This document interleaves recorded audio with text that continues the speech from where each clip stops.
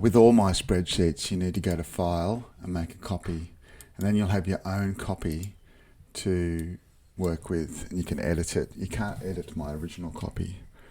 So I'm just going to name this one Plank Hill Climb, or you call it whatever you like.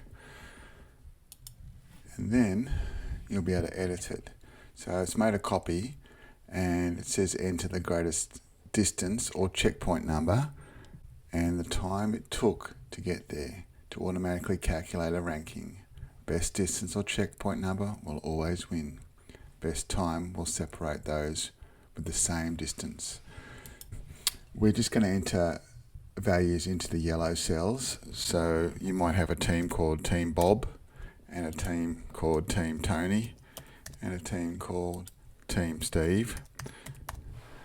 You can have whatever you like. You can even put multiple names in here if you've got groups of kids working together.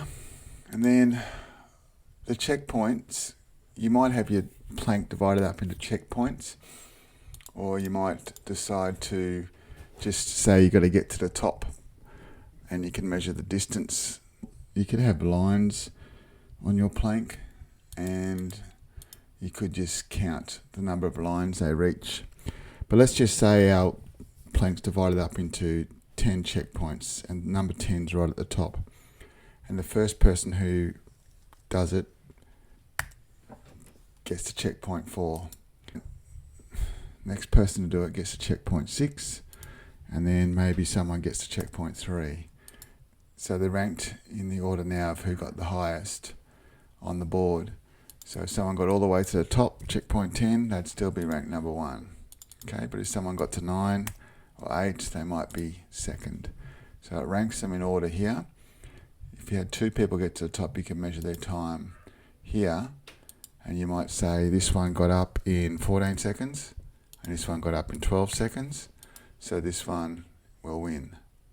Okay, so the highest checkpoint you can actually time. You could time all the checkpoints if you want to. You could say this one got up in up to checkpoint 4 in 6 seconds. It would still be ranked at number 3. The most important thing is how many checkpoints or how high they get up the plank. And if you need to separate them, then the times will do that. You could have up to 32 people here, but you might not want to, because I think a lot of time for this sort of thing you have teams in groups, so you might have 2 people's names. Sue and Terry. Yeah.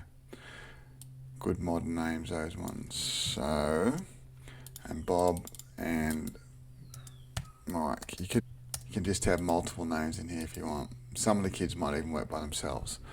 But the most important number is the checkpoint number, or if you wanted to do it in centimetres, this guy got 40 centimetres, this guy got 60, and this one got 80. So this one wins. If Sue and Terry got 80 as well, but their time was only 10 seconds, then they win.